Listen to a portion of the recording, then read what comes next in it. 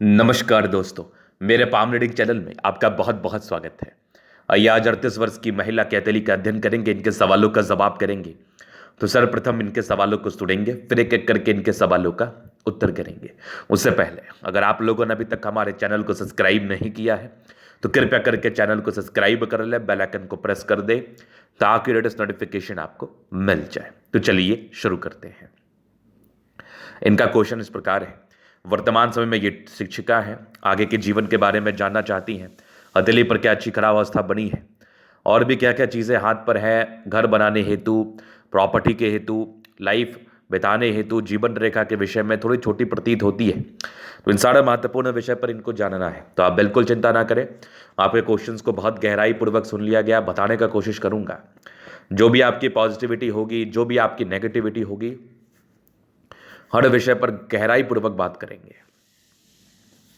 तो अगर मैं पॉजिटिव चीज को देख लूं तो बेहद शानदार हथेली है। ऐसे व्यक्ति अपने जीवन में उच्चतम तरक्की को प्राप्त करते अपने दम पर करते हैं। लेकिन आज का डिस्कशन जो होगा ना, पहले जीवन रेखा के विषय में होगा।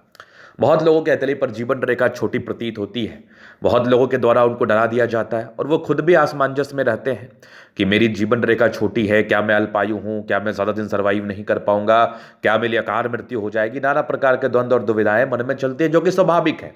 क्योंकि अगर आप दूसरे व्यक्ति का हाथ देखेंगे और उनके हाथ पर आपको बड़ी जीवन रेखा पर दिखाई देगी, प्रतीत होगी, तो आपके मन में ये द्वंद्व और दुविधाएं रहेंगी। और काफ़ी ऐसे ज्योतिषाचार्य भी हैं जो ये कहते हुए नजर आते हैं कि छोटी जीवन रेखा अल्पायु का परिचय कराती है।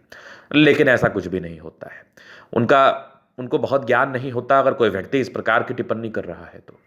अब मैं आपको बता देता हूं कि जीवन रेखा का मूल अर्थ क्या होता है और इसको किस तरीके से हम देख सकते हैं और समझ सकते हैं।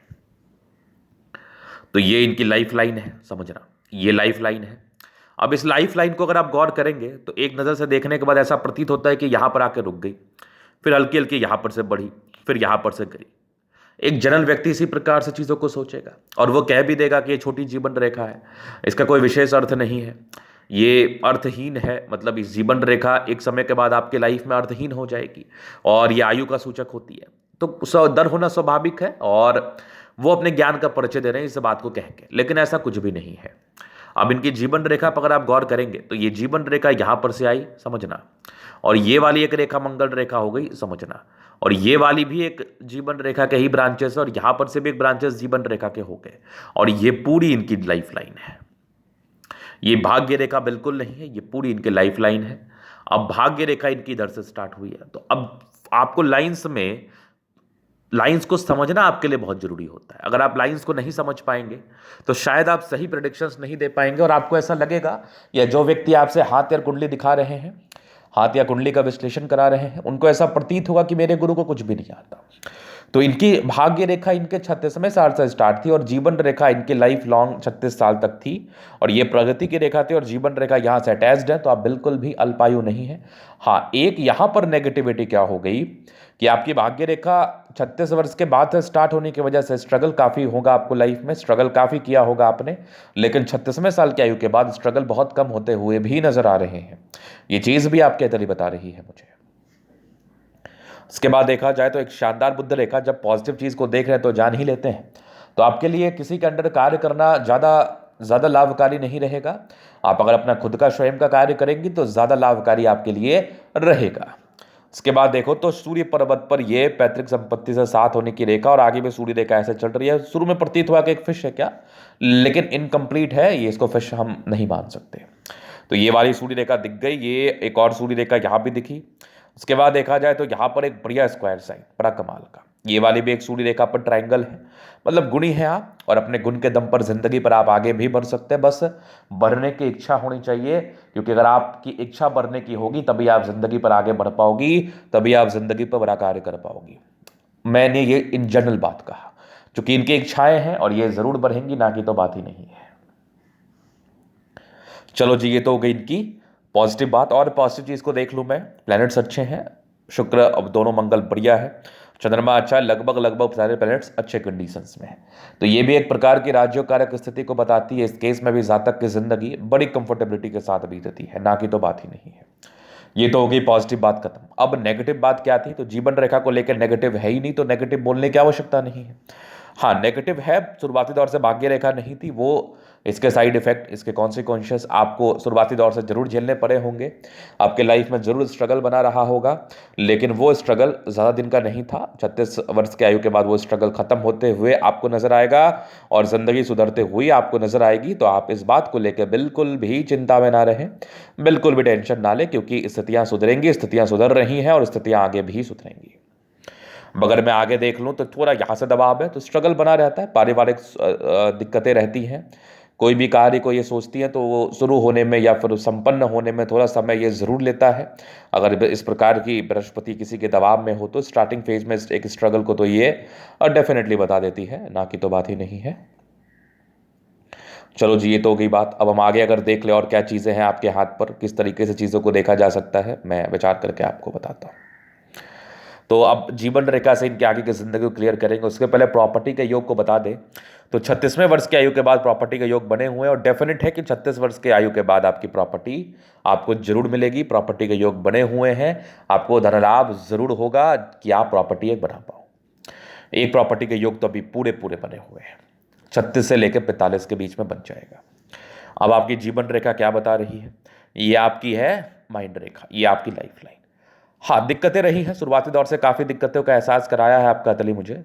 कुछ ट्रायंगल्स थे जो नेगेटिविटी दूर कर रही थी, डिग्री पूरे करने के योग थे। स्ट्रगल कर करके आप आगे ही बढ़ी हैं।